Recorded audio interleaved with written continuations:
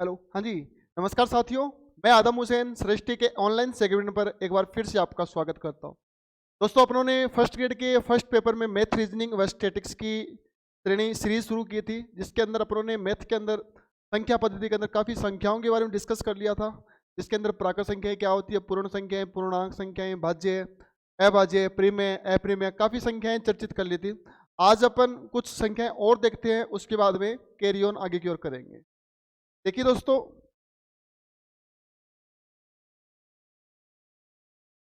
हाँ जी, अपनी कितनी संख्याएं हो गई?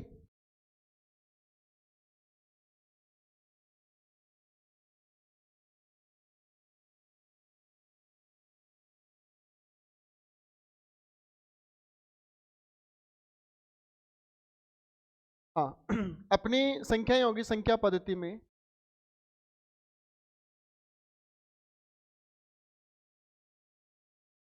नंबर सिस्टम बोलते हैं जिसको। संख्या पद्धति में अपनों ने एक तो डिस्कस किया है प्राकृत संख्याओं के बारे में,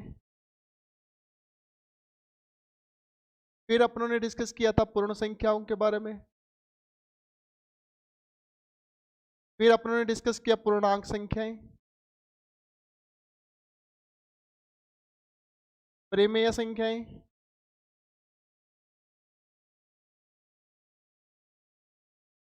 अप्रेमेय संख्याएं,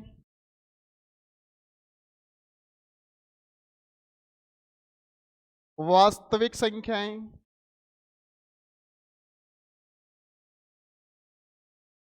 काल्पनिक संख्याएं। ठीक है और अपनों ने डिस्कस की थी भाज्य संख्याएं। अभाज्य संख्याएं कौन सी होती है? और अपनों ने सह अभाज्य संख्याएं भी डिस्कस कर ली थी।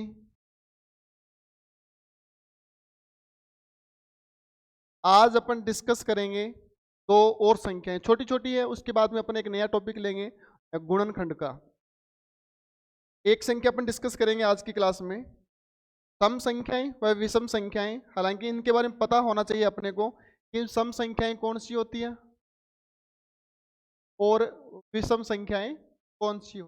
सम संख्याएं व विषम संख्याएं, सम संख्याएं, विषम संख्याएं। ध्यान से सुनना दोस्तों, सम संख्याओं को मैं इंग्लिश में बात करूं तो इसको बोलते हैं इवन नंबर, इवन नंबर।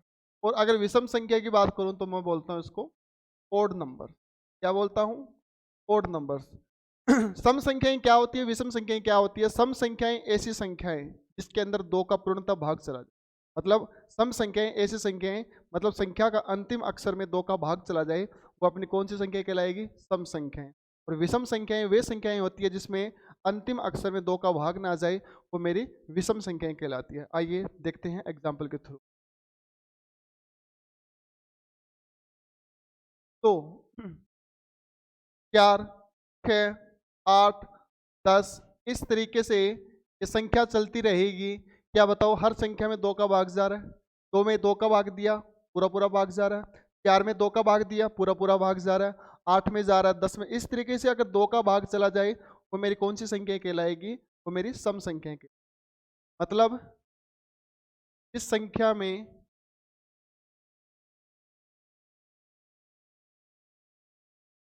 हाँ, दी हुई संख्या के, दी हुई संख्या के अंतिम अंक में, अंतिम अंक में दो का भाग चला जाए, वो मेरी कौन सी संख्या कहलाएगी? सम संख्या कहलाएगी। सर, सम संख्या कहलाएगी। ध्यान से सुनना, 2, 4, 6, 8। और एक बात और ध्यान से सुनना कि जीरो भी मेरी क्या है? एक सम संख्या है। जीरो भी मेरी क्या है? सम संख्या है। जीरो भी मेरी क्या है? जीरो भी सम संख्या है। जीरो भी किस में काउंट करूंगा मैं? सम संख्या में काउंट करूंगा। कैसे? मैंने बोला 20, क्या 20 में दो का भाग जाएगा कि नहीं जाएगा? बिल्कुल जाएगा। ये मेरी क्या संख्या है? सम संख्या। मतलब जीरो भी अपन किस पे काउंट करते हैं? सम संख्या में काउंट करेंगे। आइए, ओड नंबर, विषम संख्याएं। ध्यान से सुनना दोस्तों, अगर पूछे ना कि आपको जीरो सम है विषम है तो आप बोल देना कि जीरो सम संख्याएं हैं, ठीक है, सम संख्या है जीरो। अब बोलते हैं कि विषम संख्या क्या होती है? जिसमें दो का भाग दी हुई संख्या के अंतिम अक्षर में दो का भाग ना जाए या पूरी संख्या में दो का भाग ना जाए, वो मेरी कौन सी संख्या है? विषम संख्या है। कौन सी संख्या? वो मेरी विषम संख्या है। मतलब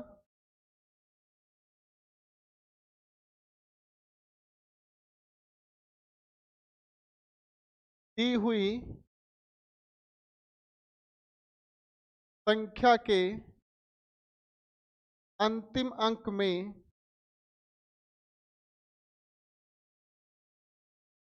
दो का भाग न जाए। दी हुई संख्या में, दी हुई संख्या के अंतिम अंक में दो का भाग न जाए तो वो मेरी कौन सी संख्याएं हैं? विषम संख्याएं हैं। जैसे मैं बोलूं 1, 3, 5, 7, 9, इस तरीके से आप खुद देख लो। क्या नौ में दो का भाग जाएगा? बिल्कुल नहीं जाएगा। 7 में नहीं जाएगा, 5 में नहीं जाएगा, 3 में नहीं जाएगा। ये मेरी सारी संख्याएं कौन सी है? सारी की सारी विषम संख्याएं हैं, ठीक है दोस्तों। अब आगे देखिए, मैं आपको बोलूं कि 2, 3, 4, 5, 6, 2, 3, 4, 5, 6, 7, 2, 3, 6, 8, 9, 2, 3, 4, मतलब ये मैंने संख्याएं ली है। आपको क्या करना? आपको चेक करना कि या वो सम है या विषम है। आप क्या करोगे? इस अंतिम अंक में दो का भाग लगा लो। क्या 6 में दो का भाग पूरा पूरा जा रहा है? बिल्कुल जा रहा है। 6 में दो का भाग 3 पे गया तो ये मेरी कौन सी संख्या है? सम संख्या है। कौन सी संख्या है? सम संख्या है। क्या दो का भाग जा रहा है? क्या नहीं जा रहा? सर ये मेरी कौन सी संख्या है? विषम संख्या है। कौन सी संख्या है? विषम संख्या है। क्या दो का भाग जाएगा? नहीं जा रहा। जिसमें दो का भाग न जाए वह मेरी कौन सी संख्या होगी? विषम संख्या होगी। बताइए। 60, जीरो में दो का भाग, देखो 60 बन गया, 60 में दो का भाग जाएगा? बिल्कुल जाएगा। तो ये मेरी कौन सी संख्या है दोस्तों? सम संख्या है। क्लियर है यहाँ तक? ये मेरी कौन सी संख्याएं हैं? सम संख्याएं हैं, ठीक है दोस्तों। अब अपन आगे की ओर फॉरवर्ड होंगे कि संख्याएं लगभग अपन ने कंप्लीट कर ली, भाज्य, अभाज्य, प्रीमेय लगभग कंप्लीट कर ली। अगर एक दो संख्या छूटती भी है तो अपन बीच में लेते हुए चलेंगे। आज अपन एक नया कंसेप्ट सीखते हैं, गुणनखंडों की संख्याएं। गुणनखंडों की संख्याएं, इसमें आरपीएससी का एक सवाल अच्छे लेवल का बनता है, वो एग्जाम में हूबहू छप जाता है, इसमें कुछ भी मेहनत नहीं करनी। लेकिन अपने को गुणनखंड की संख्याओं के बारे में पूरा पढ़ना पड़ेगा कि गुणनखंड की संख्याएं क्या होती है, ठीक है दोस्तों। देखिए, हेडिंग डाल लो,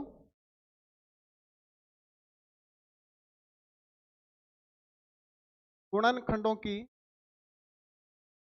संख्या।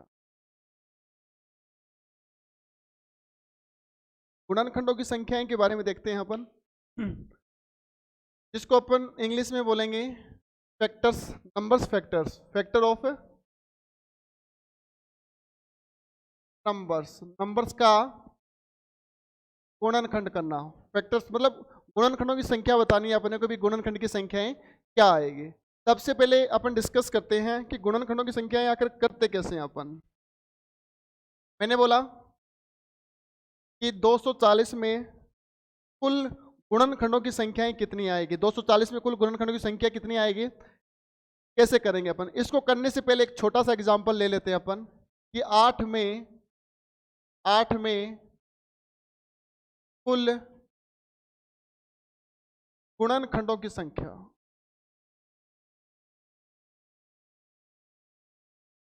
कैसे करेंगे देखो,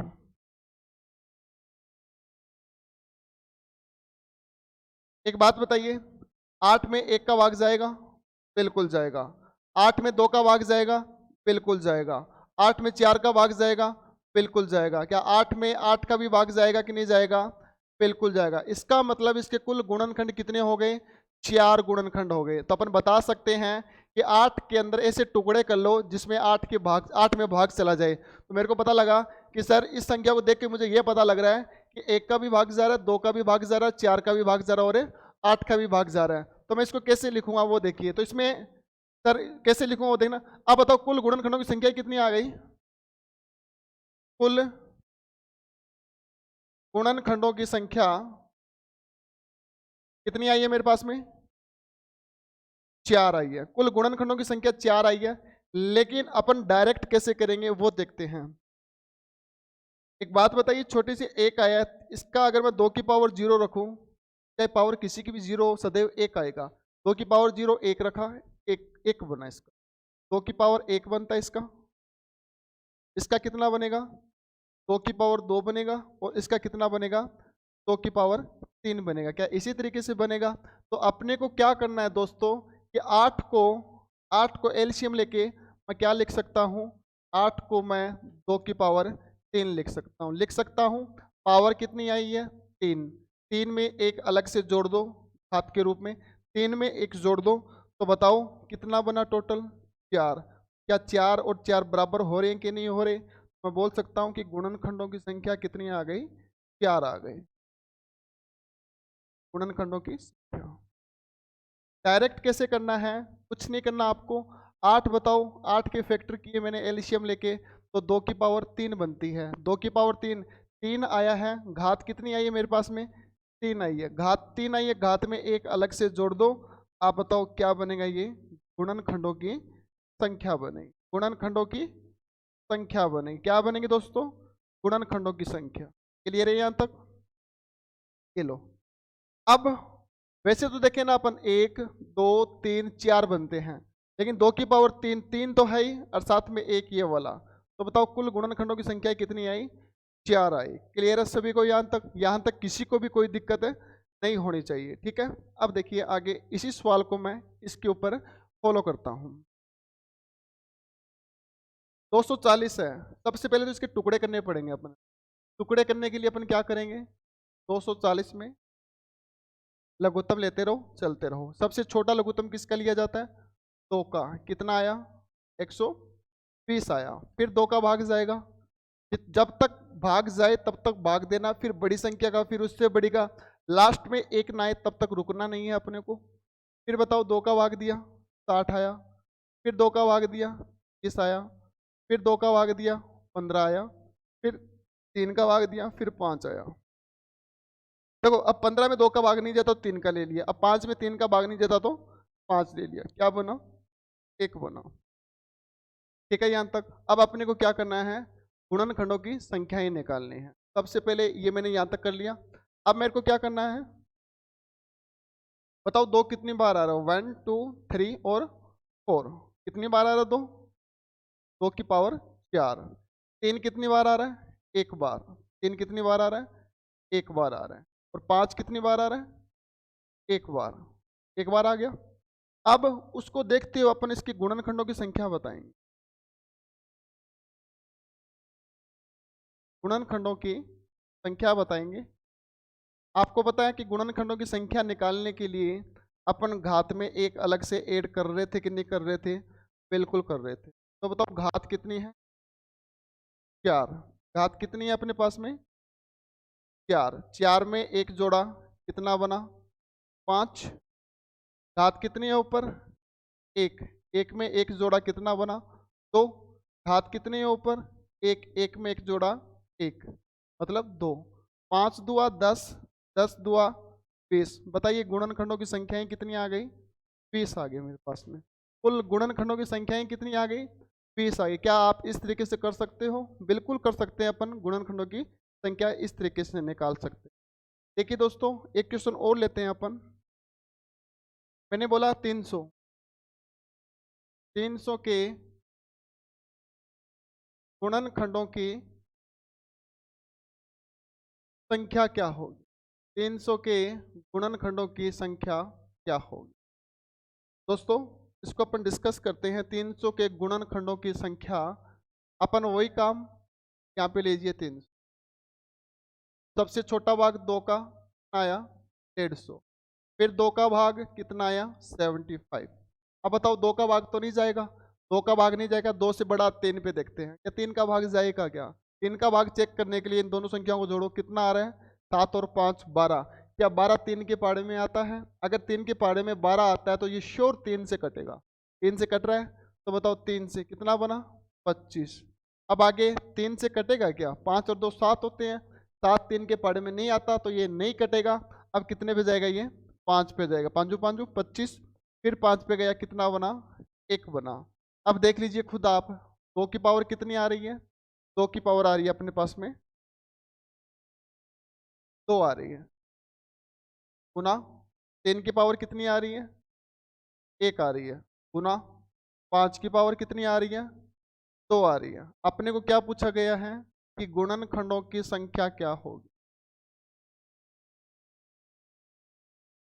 गुणनखंडों की संख्या कितनी। वही बात है, गुणनखंडों की संख्या निकालनी है, घात में 1 जोड़ दो और गुणा करवा दो, आपके पास में गुणनखंडों की संख्या निकल के आ जाएगी। देखिए यहाँ पे ऊपर कितना, 2, 2 में 1 जोड़ूंगा डायरेक्ट 3 बनेगा, 1 में डायरेक्ट 1 जोड़ूंगा 2 बनेगा, 2 में 1 जोड़ूंगा 3 बनेगा, 3 दुआ 6, 6 दुआ 12। मेरे पास में गुणनखंडों की संख्या कितनी निकल के आ गई दोस्तों, 12 निकल के आ गई। क्लियर है यहाँ तक, आपको गुणनखंडों की संख्या आप आसानी से बता सकते हो। अब अपन डिस्कस करते हैं कि गुणनखंडों की संख्याओं का योग कैसे निकालते हैं, मतलब गुणनखंडों की संख्याओं का योग कैसे निकालते हैं। आपको सभी को पता लग गया कि गुणनखंड की संख्या कैसे निकालते हैं। अब मैं चर्चा कर रहा हूं कि गुणनखंडों की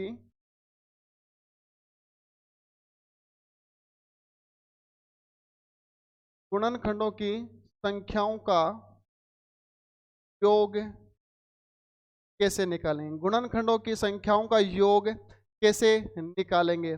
आप खुद देखिए यहाँ पर ऊपर कितना आ रहा है, 2 आ रहा है, तो आप यहाँ पे लिखना, आपको पता है ना कि 2 की पावर 0 प्लस 2 की पावर 1 प्लस 2 की पावर 2, 2 तक है तो यहाँ तक आपको लिखना पड़ेगा। गुणनखंडों की संख्याओं का योग निकालना, तो मैं जोड़ रहा हूँ। अगले में देखिए गुणा 1 तक है तो मैं शुरू में 3 की पावर 0 प्लस 3 की पावर 1, फिर आगे देखिए गुणा 5 की पावर 0 प्लस 5 की पावर 1। आपको गुणनखंड की संख्याएं बतानी है, बताइए। 2 की घात 0 कितना बनेगा, 1, 2 की घात 1 कितना बनेगा, 2, 2 की घात 2 4, गुणा 3 की घात 0 1, 3 की घात 1 तो 3 ही बनता है, गुणा 5 की घात 0 1, 5 का 1 5, 4 और 2 6 और 1 7, गुणा 3 और 1 4, गुणा 5 और 1 6। समझ में आ रही है यहाँ तक बात। अब बताइए, इसको गुणा कर लो फटाफट। 6 चौक 24 और 24 7 कितने होते हैं, 7 चौका 28, 2 7 दूनी 14 और 14 और 2 16। कितने बनेंगे इसके गुणनखंडों की संख्याओं का योग, 168 बनेगा। समझ में आ गई मेरी बात आपको। आपने गुणनखंड की संख्याएं निकाल ली। अगर आपसे गुणनखंड की संख्याओं का योग पूछे तो आपको इस तरीके से करना है, इसको यहाँ पे लिखोगे 0 1 2, फिर इसको 0 1 तक, फिर इसको 0 1, सॉरी यहाँ पे आगे 2 भी तो है ना, अपनों ने ये तो लिया ही नहीं कि यहाँ पे आगे और भी सोल्व होगा।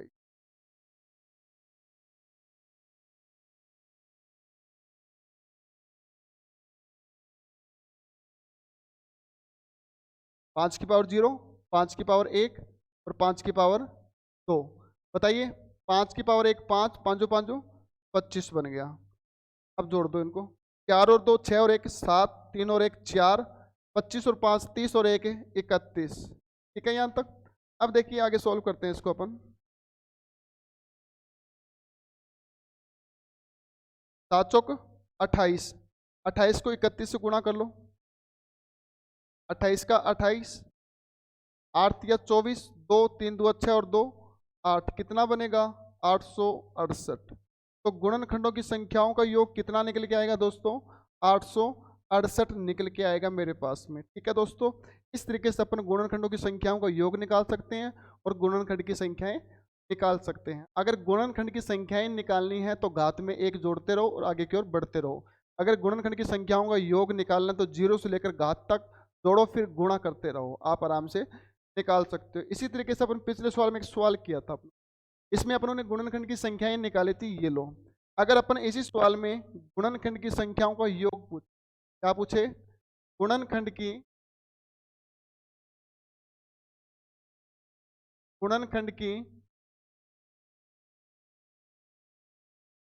संख्याओं का योग पूछे, क्या पूछे, गुणनखंड की संख्याओं का योग पूछे तो क्या होगा। गुणनखंड की संख्याओं का योग पूछे तो वही बात है, 2 की पावर 4 तक है, तो अपन क्या करेंगे इसके अंदर, तो थोड़ा यहाँ लिख लेते, 2 की पावर 4 है तो 2 की पावर 0, 2 की पावर 1, 2 की पावर 2, 2 की पावर 3 और 2 की पावर 4। ठीक है, फिर गुणा करेंगे, फिर कितना आएगा 3 की पावर 0 प्लस 3 की पावर 1, फिर गुणा करेंगे 5 की पावर 0 प्लस 5 की पावर 1। इन सभी का गुणा करके अंदर वालों को जोड़ देना, फिर सभी का गुणा करवा दो, आपके पास में गुणनखंड की संख्याओं का योग आ जाएगा। कैसे सोल्व भी कर लेते हैं इसको। बताइए 2 की पावर 0 कितना बनेगा 1, 2 की पावर 2, 2 की पावर 4, 2 की पावर 8, 2 की पावर गुणा 3 की पावर 0 1, 3 की पावर 1 3, गुणा 5 की पावर 0 1, 5 की पावर 5। 16 और 8 कितने हो गए 24, 24 और 4 28, 28 और 2 30 और 1 3 और 1 कितने हो गए 4, 5 और 1 कितने हो गए 6। अगर इसको सोल्व करोगे आप तो 6 छिका 24, 6 छिका 24, 24 को 31 से गुणा करोगे तो लगभग आपके 4, फिर 4, लगभग आपके कितना आएगा 744 आएगा। मतलब गुणनखंडों की संख्याओं का योग कितना आएगा 744 आएगा। क्लियर है यहाँ तक? मैंने आपको दो बातें बताई है। पहली बात बताइए कि गुणनखंड की संख्याएं कैसे निकालते हैं, दूसरी बात बताइए मैंने आपको गुणनखंड की संख्याओं का योग कैसे निकालते हैं। दोस्तों अब इसको अपन थोड़ा और आगे लेके जाएं, वो अपने काम की बात नहीं है, वो फर्स्ट ग्रेड के रिलेट में नहीं खाता।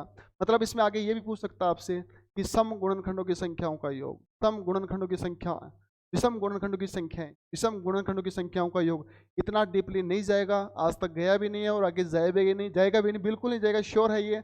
आपको यहाँ तक सवाल में पूछ देगा। हालांकि यहाँ से भी सवाल बहुत कम आए हैं, आगे जो मैं पॉइंट करवाऊंगा उसमें से सवाल हूबहू एग्जाम के अंदर आ जाते हैं। देखिए अगला पॉइंट देखिए, सबसे इंपॉर्टेंट पॉइंट है आरपीसी के थ्रू। सवाल बहुत बार आ चुके हैं इसके आरपीसी फर्स्ट ग्रेड के अंदर। आरपीसी का सबसे इंपॉर्टेंट पॉइंट, यहाँ से सवाल हूबहू एग्जाम के अंदर आ जाते हैं आपके, आपको इसको विशेष तौर से पढ़ना पड़े। सवाल टॉपिक है अपना अभाज्य गुणनखंडों की संख्या। अभाज्य गुणनखंडों की, यहाँ से सवाल बनने के चांसेस बहुत ज्यादा रहते हैं। अब इसको अपन करते हैं अभाज्य गुणनखंडों की संख्याओं के अंदर, अभाज्य गुणनखंड की संख्याएं निकालनी है अपने को। मान लो अपने को क्या दिया गया है a की पावर x, p की पावर y गुणा c की पावर z, ये दे दिया अपने को। अगर अपने को ये चीज दे दी और आपको बोला जाए कि a b c अभाज्य संख्याएं हैं, क्या है ये अभाज्य संख्या, ए बी सी अभाज्य संख्याएं हैं, तो आप क्या बताओगे अभाज्य गुणनखंडों की संख्या हो जाएगी अपने पास में अभाज्य गुणनखंडों की संख्या होगी, अभाज्य गुणनखंडों की संख्या हो जाएगी अपने पास में x plus Y plus Z. जो ऊपर जो गातें दे रखी है वो अपनी जुड़ के आ जाएगी। ध्यान से सुनना दोस्तों, एक बार फिर से बता देता हूं कि अगर आपको अभाज्य गुणनखंडों की संख्या बोले तो इस तरीके से बोलेगा a की पावर x, b की पावर y, c की पावर z। आपको ए बी सी अभाज्य संख्याएं हैं, ए बी सी अभाज्य संख्याएं हैं, तो अगर आपसे अभाज्य गुणनखंडों की संख्याएं पूछे तो आप क्या बोलोगे x, y और z का योग कर दो, अपने पास में रिजल्ट निकल के आ जाएगा। ठीक है दोस्तों, अभी रुकिए 1 मिनट में आ रहा हूं मैं।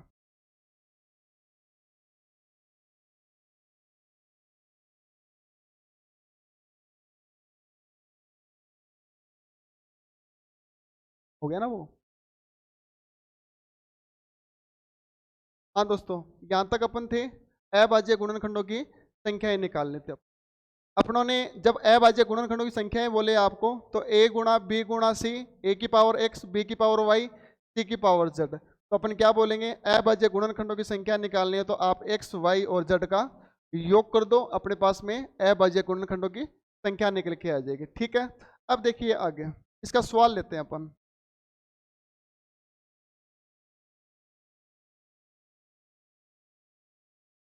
मैंने एग्जांपल लिया कि 3 की पावर 2 गुणा 5 की पावर 3 गुणा 13 की पावर 8। आपको बताना है इसमें अभाज्य गुणनखंडों की अभाज्य गुणनखंडों की संख्या बतानी है, कितनी आएगी। आपको वही बात, अभाज्य गुणनखंडों की संख्याएं बतानी है, ये सारे अभाज्य हैं तो अपन क्या करेंगे, पावर को जोड़ दो, वो अपनी अभाज्य गुणनखंडों की संख्या बाहर निकल के आ जाएगी। अभाज्य गुणनखंडों की संख्या होगी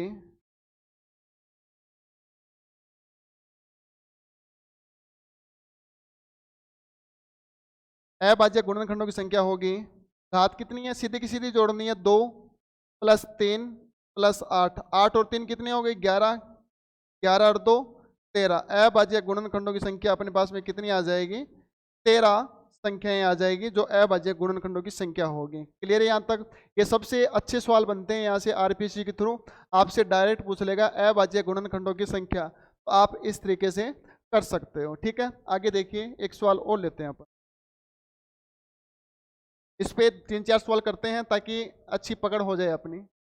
मैंने बोला 3 की पावर 8 गुणा 11 की पावर 11 गुणा 17 की पावर 5। आपको बताना है कि अभाज्य गुणनखंडों की संख्या क्या होगी। अभाज्य गुणनखंडों की संख्या ही बतानी है, वही बात है, कुछ नहीं करना इसके अंदर। अभाज्य गुणनखंडों की संख्याएं कितनी आएगी, अभाज्य गुणनखंडों की संख्या निकल के आएगी अपने पास में, बताओ, 8 + 11 + 5, 11 और 5 16, 16 और 8 कितने हो गए, 24। अपने पास में कितने निकल के आ गए, अभाज्य गुणनखंडों की संख्या निकल के आ गई। ठीक है दोस्तों, इस तरीके से अपन क्वेश्चन को करते हुए चलेंगे। आइए एक सवाल और लेते हैं अच्छे लेवल का, वो देखिए किस तरीके के सवाल हैं। आपको बताना है अभाज्य गुणनखंडों की संख्या क्या होगी। क्वेश्चन अपना ये है, इसके अंदर मैंने दे दिया आपको 3 की पावर 5 ऊपर दे दिया 7 गुणा 5 की पावर 2 ऊपर दे दिया 3 गुणा 7 की पावर 3 ऊपर दे दिया मैंने 2 गुणा 11 की पावर 5 और ऊपर दे दिया मैंने 2। आपको इसको करना है कि आप इसमें गुणनखंडों की अभाज्य गुणनखंडों की संख्याएं कैसे निकालोगे। तो अभाज्य गुणनखंडों की संख्या कैसे निकालेंगे, देखिए सबसे अच्छा सवाल है। आप एक बात बताइए, 3 की घात 5 फिर 7 है, तो आपको अभाज्य गुणनखंडों की संख्या निकालनी है, तो 5 को 7 से गुणा करवा दो, कितना बनेगा, 35। कितना बनेगा, 35। फिर बताइए, प्लस करूँगा, पहले काम करते हैं अपन, इसको सोल्व भी कर लेते हैं। 3 5 की घात 7, तो 5 7 35। आपको पावर नहीं करनी है 5 के साथ, 5 के साथ चलता है, ऐसा नहीं करना। अभाज्य गुणनखंड संख्या में आपको सीधा लिखना 5 गुणा 7 35 गुणा 5 2 तिया कितने होते हैं, 6, 7 3 दुआ कितने होते हैं, 6 गुणा 11 5 दुआ कितने होते हैं, 10। अब वही सवाल बन गया अपना, अभाज्य गुणनखंडों की संख्या निकालनी है, तो 35 + 6 + 6 + 10, इस तरीके से आप बना सकते हो। 10 और 6 कितने हो गए, 16, 16 और 6 22, 22 और 35 कितने हो गए, 77। ठीक है, यहाँ तक 22 और 35 कितने होते हैं, 77 नहीं, 77 नहीं होंगे। 35 और 6 कितने हो गए? 41, 41 और 6 47, 47 और 10 कितने हो गए? 57। ये लो, अभाज्य गुणनखंडों की संख्याएं आ गई यहाँ। क्लियर है दोस्तों? आप इस तरीके से भी सवालों को कर सकते हो। एक सवाल और लेते हैं अपन इसी लेवल के ऊपर, ताकि अपना कंसेप्ट पूरा क्लियर हो जाए। वही सवाल है अपना, अभाज्य गुणनखंडों की संख्या बताओ।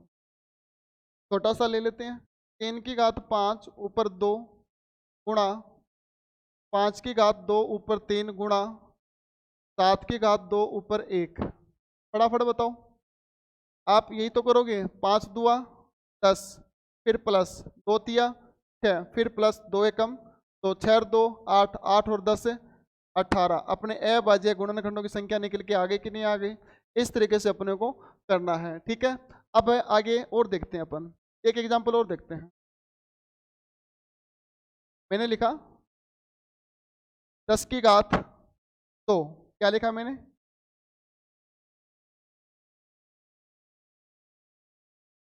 हाँ, 10 की घात 2 गुणा 3 की घात 2 गुणा 5 की घात 1। मान लो इस तरीके से सवाल बन गया। अपने को पता है कि 3 अभाज्य 5 अभाज्य है, लेकिन इसके टुकड़े होंगे कि नहीं होंगे? इसके टुकड़े कितने होंगे? 5 गुणा 2 कितने बनेंगे? 5 गुणा 2। क्या ये 2 की पावर 2 लगेगी कि नहीं लगेगी? बिल्कुल लगेगी। अब बताओ, इस तरीके से लिख दिया अपनों ने, 3 की घात 2 गुणा 5 की घात 1। आप बताइए, यहाँ पे भी पावर 1 है, यहाँ पे भी 1 है, तो बताओ 1 और 1 कितने हो गए? 2 और 2 दुआ 4, 4 तो ये बन गए। कितने बन गए? 4 तो ये बन गए, प्लस 2 ये बन गया, प्लस 1 ये बन गया। 4 और 2 6 और 1 7। आपको इस तरीके से करना पड़ेगा। ध्यान रखना, ये मेरा 10 था तो इसके टुकड़े हो रहे हैं, टुकड़े कर लेना। इसके टुकड़े किए तो 5 और 2 बनते, 5 की पावर 1 2 की पावर 1 ऊपर घात कितनी लगी हुई है? 2। तो 1 और 1 2, 2 दुआ 4, तो 6 और 1 7। अपने गुणनखंडों की संख्याएं कितनी आ गई? अभाज्य गुणनखंडों की संख्या 7 आ गई। क्लियर दोस्तों यहाँ तक? अब आगे एक लास्ट सवाल देखते हैं, वो करते हैं अपन, जो एग्जाम में आया हुआ है वो सवाल नोट कीजिए। सवाल देखते हैं अपन, कौन सा है वो?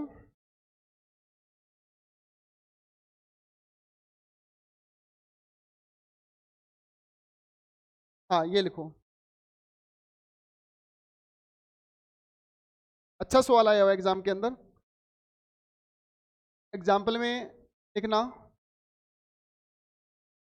कि 10 की घात कितनी है? 2 गुणा 18 की घात कितनी है? 3 गुणा 15 की घात कितनी है? 2। आपको बताना है अभाज्य गुणनखंडों की संख्या। अब इस सवाल के बाद आपके सवाल गलत नहीं होने चाहिए, आप आसानी से कवर कर सकते हो अभाज्य गुणनखंडों की संख्याओं के बारे में। सदैव ध्यान रखना, इस वीडियो को आप बार बार देखते रहना, बार बार रिवाइज करते रहना, आपके सारे डाउट क्लियर हो जाएंगे। जब एग्जाम की भर्ती आए तो आपको ये पूरी सीरीज देखनी है, आपका एक क्वेश्चन भी बाहर नहीं जाएगा दोस्तों। देखिए,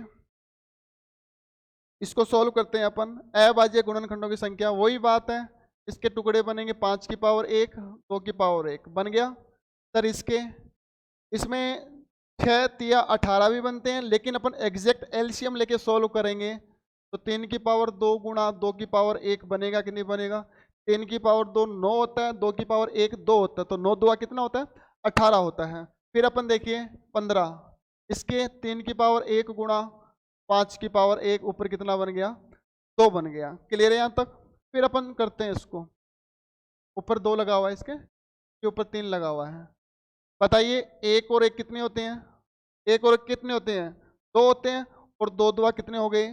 4, प्लस 2 और 1 कितने होते हैं? 3, 3 तिया कितने होते हैं? 9, प्लस 1 और 1 कितने होते हैं? 2, 2 दुआ 4, तो 4 और 9 कितने हो गए? 13, 13 और 4 कितने हो गए? 17। मैं बोल सकता हूं कि अभाज्य गुणनखंडों की संख्याएं कितनी आ गई?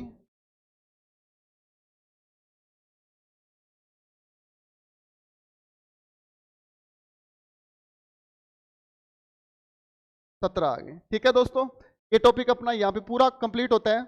अभाज्य गुणनखंडों की संख्या निकालने का। कल अपन पढ़ेंगे दशमलव प्रसार, डेसिमल एक्सपेंशन, जिसके अंदर अनावर्त क्या होता है, आवर्त क्या होता है, शांत दशमलव क्या होता है, अशांत क्या होता है। उसकी सहायता से अपन बार वाले सवाल करेंगे, कितने क्वेश्चन पे संख्याओं पे बार लगी हुई, कितने पे नहीं लगी हुई, एग्जैक्ट वैल्यू क्या आएगी। ठीक है, इसी तरीके से धीरे धीरे आगे की ओर अपन बढ़ते रहेंगे। धन्यवाद दोस्तों, जय हिंद, जय भारत।